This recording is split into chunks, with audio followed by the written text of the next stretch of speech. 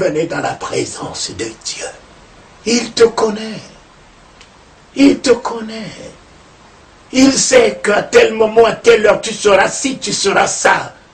Pourquoi rester dans la culpabilité? Reviens. Pourquoi rester, même dans le jeûne, en disant j'ai péché, je vais faire le jeûne? Le fils prodigue n'a pas fait de jeûne. Il a juste décidé. Je repars dans la maison de mon père. Il est reparti dans la maison de la grâce.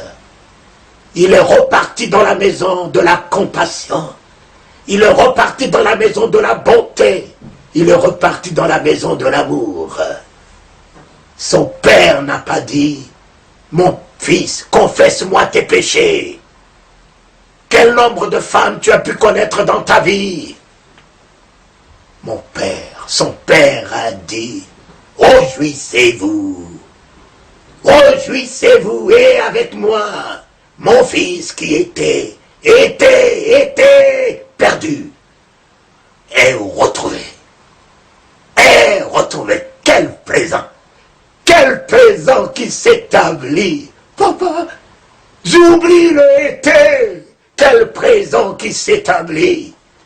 Mon fils qui était mort est revenu en vie, fêtant, chantant, dansant. Mon père, j'ai été désagréable. Il n'avait même pas d'oreille pour entendre mon père. J'ai été désagréable. Ne sait-il pas ce que je suis? Il le sait. Il le sait. Ne sait-il pas ma vicissitude? Ne connaît-il pas ma destinée? Ne tient-il pas ma destinée? Ne tient-il pas mon aujourd'hui, mon demain? Seigneur, tu ne semais une odeur, qu'est-ce qui peut t'échapper? Tu connais le nombre de mes cheveux. Alors, tu connais le nombre de pas que je fais dans la journée. Tu connais quelle quantité d'oxygène j'avale. Et tu connais quels mots je débite dans la journée. Tu connais, papa. Tu connais. Alors, tout ce que je connais de toi, tu es miséricordieux. Tout ce que je connais de toi, tu es lent à la colère, riche en bonté. Tout ce que je connais de toi, lorsque quelqu'un revient, tu n'as que tes bras ouvris comme ceux que j'ai vus sur la croix, qui se sont ouverts sans relâche pour accueillir ceux qui viennent vers toi. Ainsi soit-il. Revenez dans la présence de Dieu. Nous nations, c'est loin de la présence de Dieu, nous vivons les fléaux. Nos rois s'éloignent de la présence de Dieu et nous vivons l'injustice. Revenons dans la présence de Dieu. Adam, où es-tu? Sous le figuier ne saura jamais nous protéger. Sous l'idolâtrie ne saura jamais te protéger. Sous la sorcellerie ne saura jamais te protéger. Sous la rose-croix, tu ne sauras jamais trouver la sécurité ni le bonheur. Sous la maçonnerie, tu ne sauras jamais le bonheur. C'est sous l'Éternel. Le regard de l'Éternel, la présence de l'Éternel, qu'on trouve le véritable bonheur qui nous met dans la paix, qui nous met dans la joie.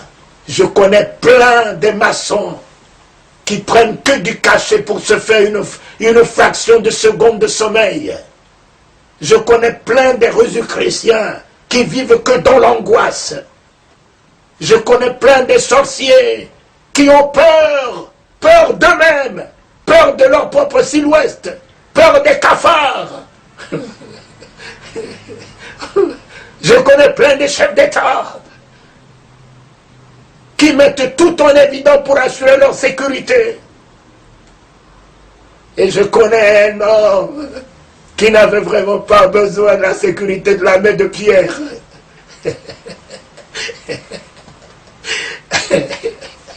Jésus-Christ, le seul. Et j'ai du respect pour tous les grands hommes de Dieu, mes chers amis. Mahomet, Bouddha, Confucius, Krishna. J'ai du respect pour eux tous.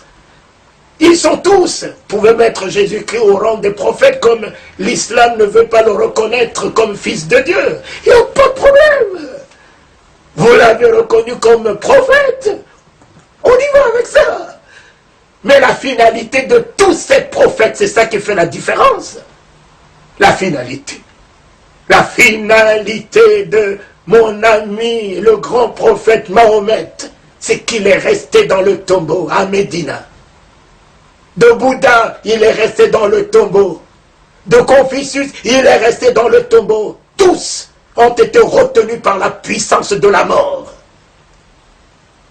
Le seul, qui est le grand finalement? Le grand prophète, c'est qui? Mettons-le simplement au rang des grands prophètes, mes amis, pour ne pas créer de polémiques pour rien. Le grand prophète, c'est celui qui est sorti vivant du tombeau, qui a triomphé et de la mort et du tombeau, les deux.